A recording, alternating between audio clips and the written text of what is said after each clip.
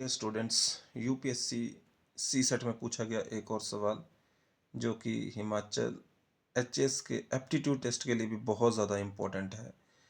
तो जैसा कि आपको पता है कि maths creates problems and we are ready to solve that problems. तो इस क्वेश्चन को हम सॉल्व करते हैं। देखते हैं ये कैसे बनता है। क्वेश्चन हमारे पास है 10 से लेकर 100 तक लिखे जाने वाले सभी पूर्णांकों में आने वाले सभी अंकों का योगफल ज्ञात करना है। तो इसने जो क्वेश्चन में दे रखा है 10 से 100 तक लिखनी है संख्याओं को।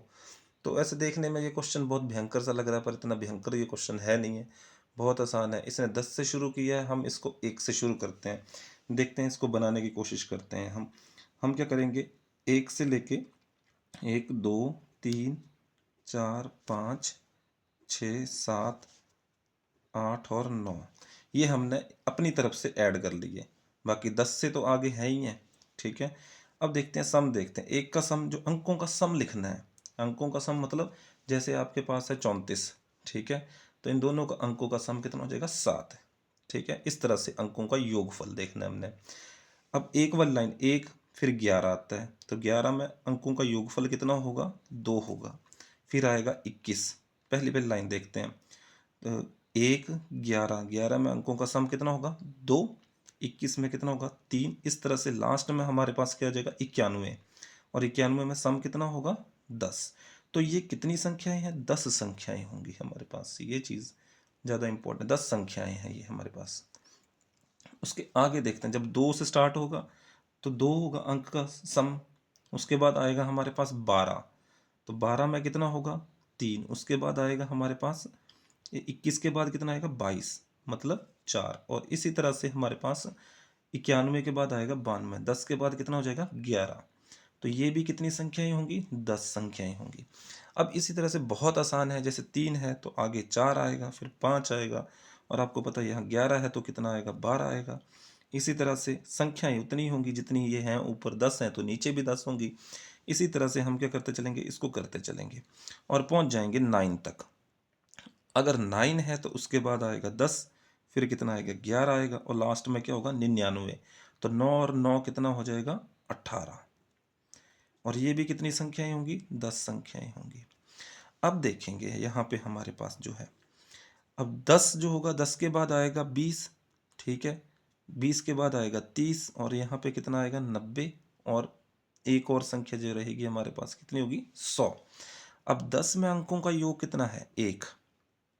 और 20 में अंकों का योग कितना है, 2। और 30 में अंकों का योग है 3। और 90 में कितना होगा, 9।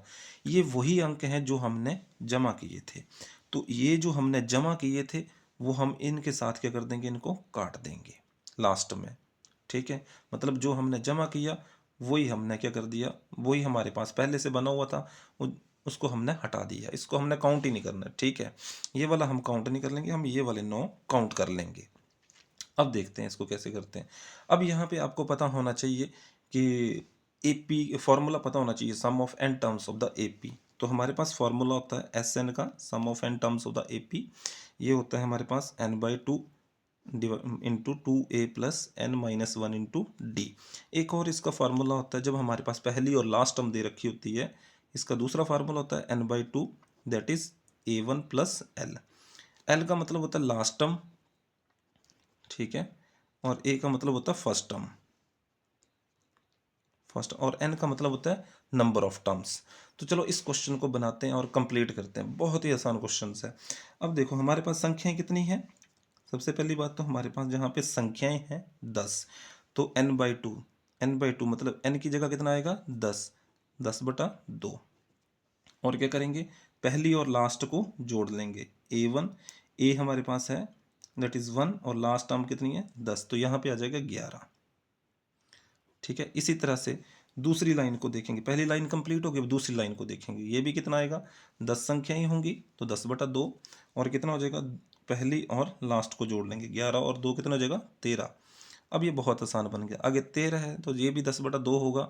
अगर 13 है तो आगे कितना बनेगा, 15 बनेगा। और लास्ट में कितना बनेगा, इस वाले के केस में 9 से जो स्टार्ट होगी, अगेन 10/2 ब्रैकेट हमारे पास आ जाएगा, 9 और 18 कितना हो जाएगा, 27। अब इन सब का सम करके देखते हैं। तो 10/2 कॉमन आ रहा है सब में, 10/2 होता है 5, बाहर आ गया। अब हमारे पास बचा 11 जमा 13 जमा हमारे पास है 15 अप टू सो ऑन, और ये आ गया आपके पास 27। और ये कितनी टर्म्स हैं, ये वाली जो है हमारे पास 9 टर्म्स हैं। काउंट कर लेंगे, 10 नहीं है, 9 टर्म्स है। यहाँ से हम देख लेंगे, काउंट कर लेंगे, 1 2 3 4 5 6 7 8 9, ठीक है। तो 9 टर्म्स है हमारे पास। तो अब इसके लिए भी वही फार्मूला लगेगा, n/2 वाला। अब n कितना है, 9, 9/2।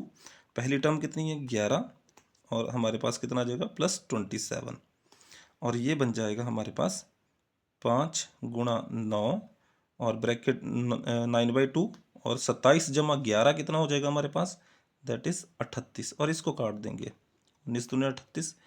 45 को जब आप 19 से गुणा करेंगे तो आएगा आपके पास 855। अब आपको लग रहा होगा कि 855 इसका सही आंसर है, क्योंकि ए में दे रखा है, पर नहीं, ऐसा नहीं है। क्योंकि अभी तक हमने 100 वाली संख्या का जो अंक है वो वाला नहीं जोड़ा है। इन तीनों अंकों का योग कितना होगा, 1। तो हमने क्या करना है, 855 में क्या करेंगे, हम एक और जोड़ेंगे, और आपके पास कितना बनेगा, 856। तो 856 इज द राइट आंसर, ठीक है। That is the B is the right answer. तो दोस्तों क्वेश्चन कुछ भी नहीं था, एपी के ऊपर एपी के ऊपर पूछा गया था, फॉर्मूला आपने लगाना था। और देखने में ये क्वेश्चन भयंकर लग रहा है, अदरवाइज ये क्वेश्चन भयंकर नहीं है। अगर आपको वीडियो अच्छा लगा हो तो प्लीज़ इसको सब्सक्राइब जरूर करें और शेयर करें। Thank you very much.